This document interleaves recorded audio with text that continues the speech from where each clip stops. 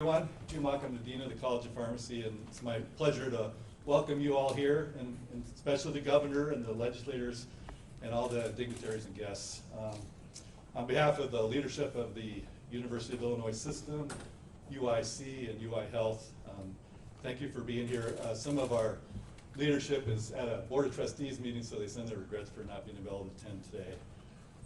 House Bill 135 that's being signed today expands access to oral contraceptives by allowing pharmacists to assess patients and prescribe those drugs.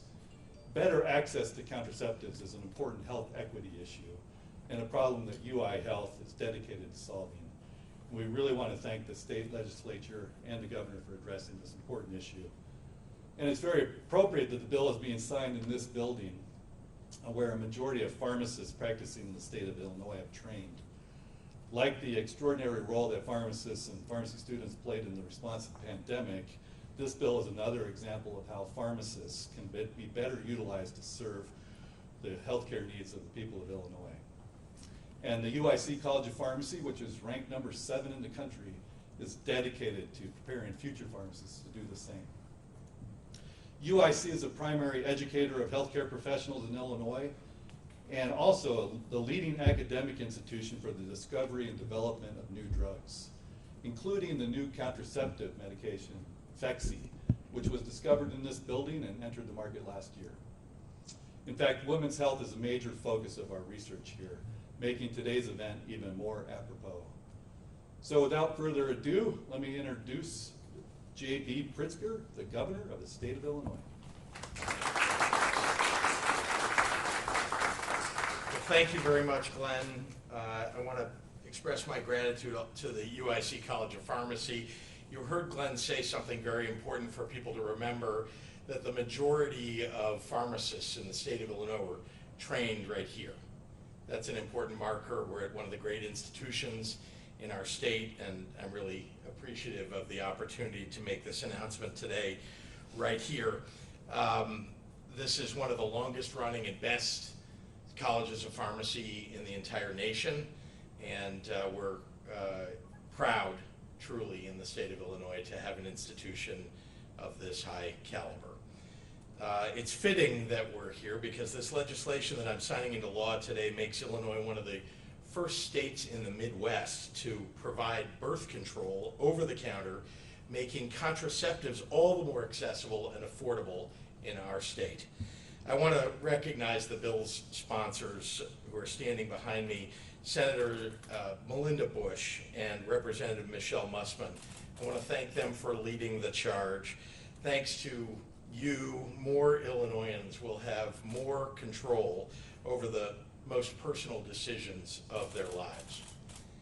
I also want to welcome the other champions for women's health in the room, the leaders in the General Assembly behind me who have done such a terrific job not only helping to pass this legislation but expanding the rights of women to have control over their own bodies and decisions about reproductive rights. And I want to thank Dr. Michelle Brown, an obstetrician gynecologist at Northwestern Medicine, Mary Clafetta, the director of the Women and Reproductive Rights Project for the ACLU of Illinois, and Garth Reynolds of the Illinois Pharmacists Association.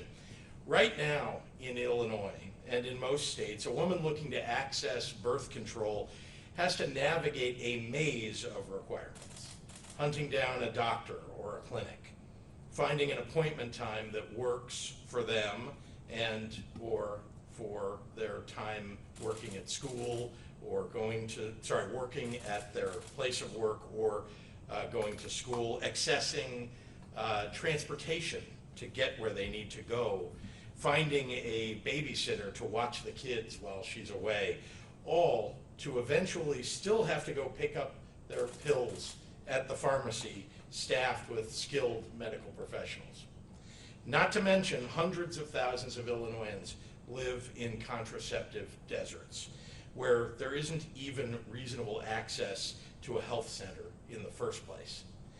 I don't have to have been through all those challenges myself to know that there's got to be a better way. And as of January 1st, there will be. Trained pharmacists, using the same screening forms that a physician would use, will be able to provide 12-month prescriptions for hormonal contraceptives, whether pills, rings, or patches, to a patient directly over the counter. Whether to prevent pregnancy, manage conditions such as PCOS, address severe period symptoms, or even reduce risks of ovarian cancer more accessible. In 2019, when I signed the Reproductive Health Act into law, I said that in Illinois we guarantee a fundamental right is a woman's right to choose. Today, we take yet another step to fulfill on that promise. So thank you, and now I'd like to turn it over to the bill's terrific sponsor in the House, someone who's been a true leader among her colleagues, Representative Mussman.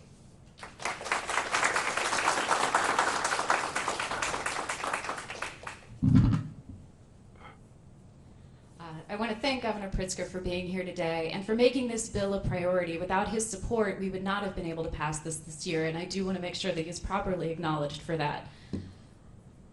I am so proud to celebrate the passage of House Bill 135, which creates the pathway for specially trained pharmacists to dispense hormonal contraception in the state of Illinois. This is a common sense approach to increase the number of trusted healthcare partners women can turn to for accurate information about what contraceptive method works best for them and their lifestyle. It increases access to convenient locations all around the state, reducing unnecessary barriers to timely and consistent use of these products, which women rely on to self-determine when is the right time for them to become pregnant. Planned pregnancies have healthier outcomes for both mom and baby, which is important because Illinois has the concerningly high rate of maternal and infant mortality, especially for women of color. We want our moms and babies to get off to the best possible start. This proposal also allows pharmacists a greater opportunity to maximize their professional skills to benefit their consumers, and reducing unplanned pregnancies will save individuals, businesses, taxpayers money, all in the short and long term. This bill was the work of many years, and I would like to thank some of the advocates who have participated since the very beginning. Dr. Mara Quinlan and Dr. Michelle Brown and Phil Mills, all advocates with the American College of Obstetricians and Gynecologists, Kadeen Bennett with the ACLU, Bridget Leahy with Planned Parenthood, Garth Reynolds with the Illinois Pharmacists Association, Courtney Joslin with R Street, and our champion partner in the Senate, Senator Melinda Bush.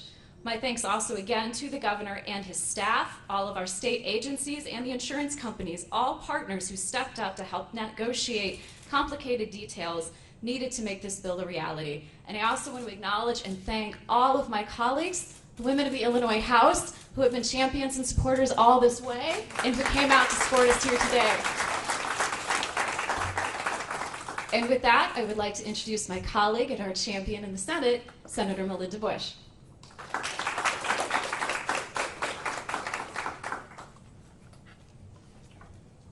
Good morning, everyone. And really, just thank you to Representative Mussman for the many years of work and the women of the House who stand up repeatedly for women and their reproductive rights. Women across the state have long desired and deserved greater access to hormonal contraceptives. Getting a prescription for birth control can take hours of doctor's appointments and cost hundreds of dollars. Access to birth control should never be determined by economic status, education, or zip code. Birth control is a basic healthcare service. It should be treated as such and readily available for all. Many women struggle to access hormonal contraceptives, which historically have only been prescribed through a physician.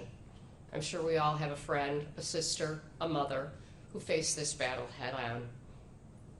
They may not know where to go or are unable to afford doctor's appointments. Today, with the signing of House Bill 135, limited accessibility to contraceptives finally comes to an end in Illinois. Beginning on January 1st, this law will allow pharmacists to issue hormonal contraceptives. It provides counseling and education and helps women find the medication that best suits them. It gives women all women their right to make this decision. In Illinois, we believe that birth control saves lives and prevents unplanned pregnancy. We believe that family planning and reproductive health care are personal choices that should never be limited by economic or social status.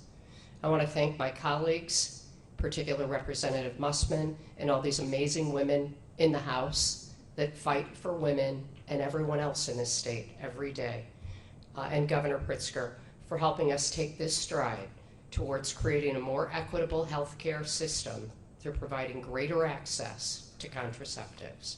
And now it's my great honor to introduce Garth Reynolds, who is such a partner in passing this and so integral, to making such an integral part to making sure that, pharmacists are paid for their work and that we're able to move forward and give greater access. Anyway, so Garth Reynolds, Executive Director of the Illinois Pharmacists Association, please, can you come to the mic?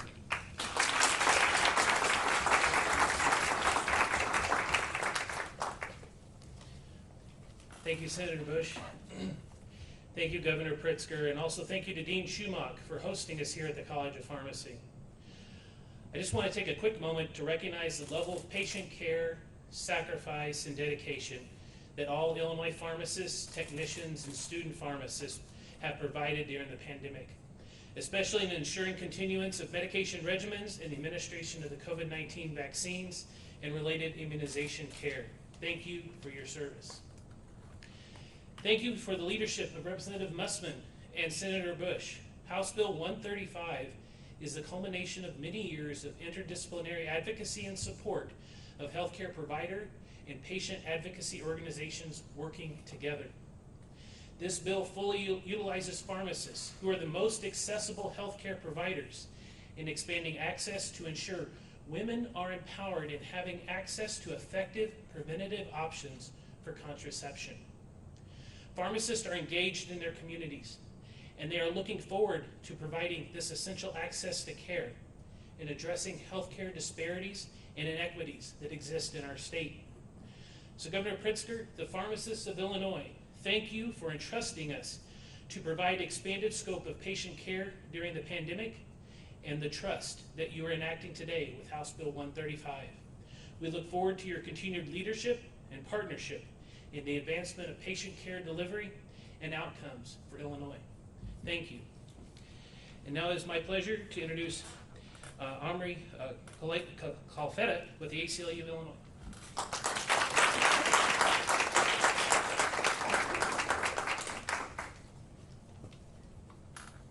Good morning. My name is Amory Clefetta, and I'm the director of the Women's and Reproductive Rights Project for the ACLU of Illinois. Governor Pritzker, we'd like to thank you for including us in this ceremony today, but more importantly, we'd like to thank you for signing this important legislation into law, significantly expanding access to reproductive health care for people across the state of Illinois. Today, Illinois becomes one of just a few jurisdictions in the United States that allows pharmacists to provide contraceptives directly.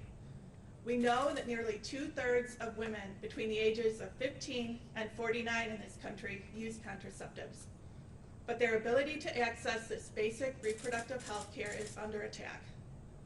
Later this year, the United States Supreme Court will hear a case that could result in new, rigorous limits on the ability of people in this country to access basic reproductive health care. And we know that even in Illinois, networks of hospitals operating under religious directives limit Illinois residents' ability to get reproductive health care and medications like the pill.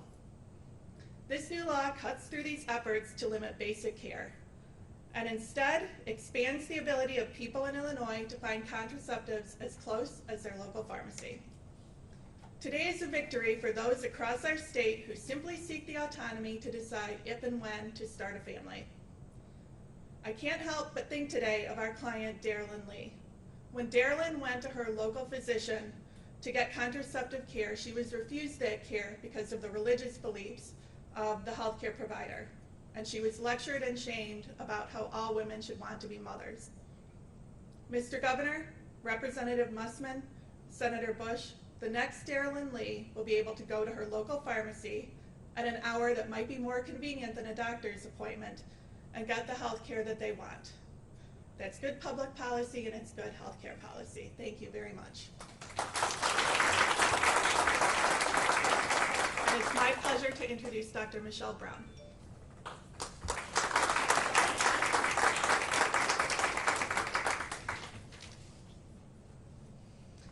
Thank you so much for allowing me a few moments to speak. My name is Dr. Michelle Brown, and I'm here on behalf of Illinois ACOG, the American College of Obstetricians and Gynecologists, to thank Representative Mussman, Senator Bush, Governor Pritzker, the Illinois General Assembly, and everyone here who was involved in passing this historic bill. HB 135 will significantly improve access to contraceptive methods for the women of Illinois. This bill will allow Illinois pharmacists to dispense contraceptive methods such as pills, patches, or rings directly to patients after they complete a brief risk assessment tool. We know that increasing access to birth control by removing the barrier of a prescription will help women to start or continue on a contraceptive method that is right for them. Several barriers, including changing insurance carriers, lack of insurance, difficulty obtaining appointments, lack of an established doctor, and difficulty finding reliable transportation to appointments, all serve as obstacles to starting a new birth control method or obtaining prescription refills. These barriers put patients at risk for unintended pregnancy. By making contraception more accessible through the local pharmacies without the need for an appointment or prescription, we break down those barriers to help women access the medications they need to help them control their reproductive future. We also know from many studies that self-screening methods used by patients or screening questionnaires implemented by pharmacists work to keep patients safe.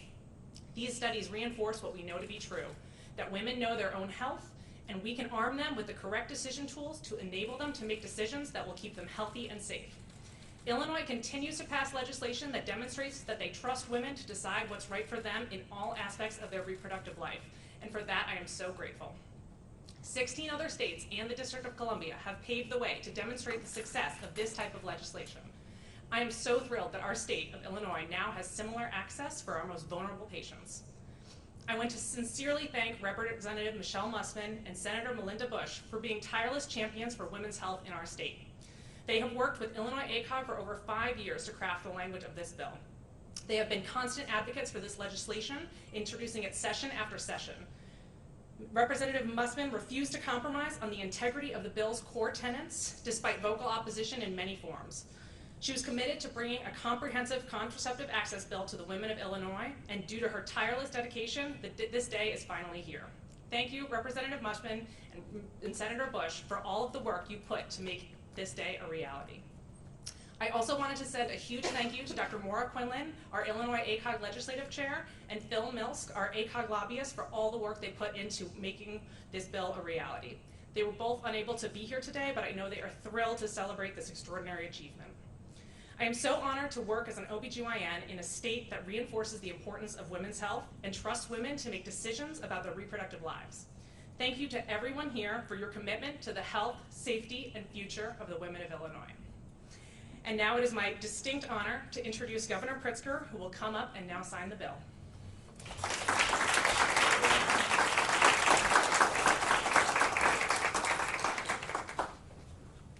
I know everybody's reticent to gather together as we all are still battling the pandemic, but I do want to invite at least these chief sponsors of the bill to come and stand on either side of me while we sign this historic legislation for the state of Illinois.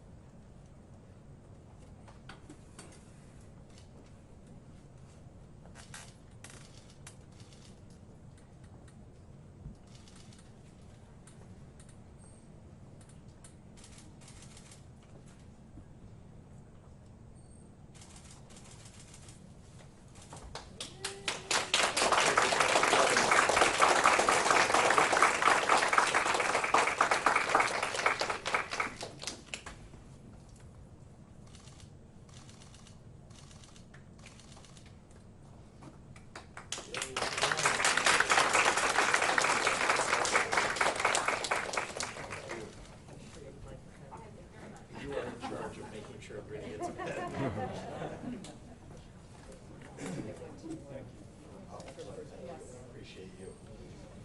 Thank you. Happy to take, we'll let everybody get their pen first, but questions from members of the media.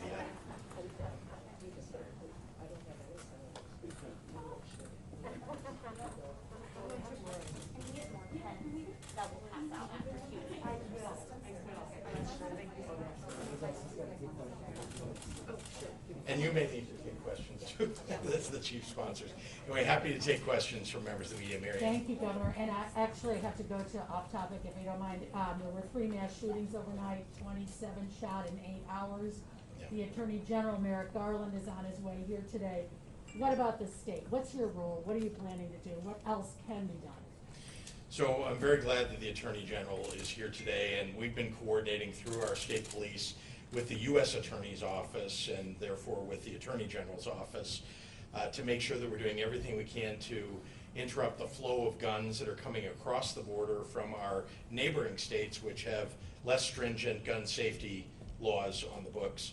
That's just one thing. We've also provided for the city of Chicago access to our state police whenever they may be called upon to help them in their duties on the streets of Chicago. And then, as you know, I spoke with the president when I was in Washington, D.C. about the fact that gun violence increases that have occurred in the wake of the COVID-19 pandemic are not limited to the city of Chicago or the cities, the big cities all across the nation, but also to cities across the state of Illinois like Rockford and Champaign and Carbondale. And so we want to make sure that we're coordinating in every way possible with the federal government. So I'm glad that the Attorney General is here, and I know that we're taking swift action with these new strike forces. Would the National Guard be needed at this time? The National Guard can be called in anytime a city needs the National Guard, but I want to remind you the National Guard is not a police force. The National Guard are trained to go to war. That's what they're trained for predominantly. They can do limited kinds of crowd control, but really, as you've seen, and you saw this last summer, National Guard's very good for when we need to block off areas of on-ramp and off-ramp access from the highways to just provide a perimeter, really, for what ultimately should be city police action. There are some might say there is a war underway right now. Well, it's not the kind of war where you want to get a National Guard who are, their job is to go abroad and to, fight an enemy and to, frankly, to kill them. That is one of the jobs of our military. We have terrifically well-trained National Guard, and I want to just back up and say they do a lot more than what I just described. They're the ones who provided most of the mass vaccination sites all across the state that have saved so many people's lives. So I revere them greatly, but we don't want to put them in a situation that isn't going to be good for the public, good for the police forces in those cities. We instead want to be support to mayors and elected officials around the state. With the COVID rates and the another new variant, Gamma, what about the mask mandate? We're wearing them here today, but do you anticipate having to reorder that mask mandate? Well, I want to remind everybody that they ought to wear masks whenever they're in a crowded area indoors or whenever you just feel like you're not completely safe because you're exposed to an awful lot of people. No one should feel shame for wearing a mask. People who are unvaccinated absolutely should wear masks when they're out in public. When they're engaged in school, when they're engaged at work, whatever that may be. And finally, we need everybody to get vaccinated. We talk about a Delta variant, a Gamma variant. These vaccines work to prevent serious illness. And we've seen that 99% of people who are dying in hospitals with COVID today in the state of Illinois are unvaccinated people. So please, everyone, get vaccinated. Is your lottery idea working? Because we have not yet heard from any of the winners. There's 10 winners. Wouldn't that generate more excitement if we could hear from them, but they're saying no thank you, but they'll take the money? Are you enticing more people? Are you getting more people to get vaccinated because of that lottery? We are. It's working. People who don't want to reveal their names, that's up to them entirely. It's up to them, by the way, in the normal lottery. And so what we are, I think it has generated some excitement. Thousands of people are getting vaccinated every day. it's an important part of just one part, but an important part of the incentives that we have provided to make sure that people who are maybe on the fence, haven't thought yet to get the vaccine, maybe they think they're not sure if it's right for them. It's an easy thing to get educated about it and then know that there's an incentive for going and getting it done. So we're going to continue to incentivize getting vaccinated in every which way we can. There is more that we can do. I talked to a behavioral economist just the other day who had some pretty good ideas that we're thinking about. Those are just examples of every single day. Dr. Ezike, the Department of Public Health, my office, we're always thinking about what more can we do to get people vaccinated. It would be And we have nice- time for one more question. Well, it'd be nice to hear from one of those winners, wouldn't it? And then, with that, Lollapalooza's next week. Would you recommend your friends, your family, your teenagers to attend Lolla in the midst of this? It's an outdoor festival, as you know, and it's safer outdoors than it is indoors. And so I know lots of people will attend. I think, again, it's up to individuals to make a decision about whether they want to be in a large group. And by the way, I would recommend to people that if they're going to be jammed together, please wear a mask. We encourage you to do that if you're going to be in large crowds. But if you feel comfortable and you can, put a little distance between yourself and other people, and if you're vaccinated, I might add, it's safer. Just little distance, and if you're vaccinated, it's safe for you to attend something like this. I intend to go to Lollapalooza. I'm bringing my wife and a few friends to Lollapalooza, so I think it's okay. But again, people need to be aware that we are not past this pandemic. It is with us. You talked about a gamma variant, and I just want to be clear, vaccinations keep you safe, but we all need to keep our communities and our friends and neighbors and our family members safe. Wear a mask if you can, when you feel like you should. Thank you. Thank you. Thank you, guys.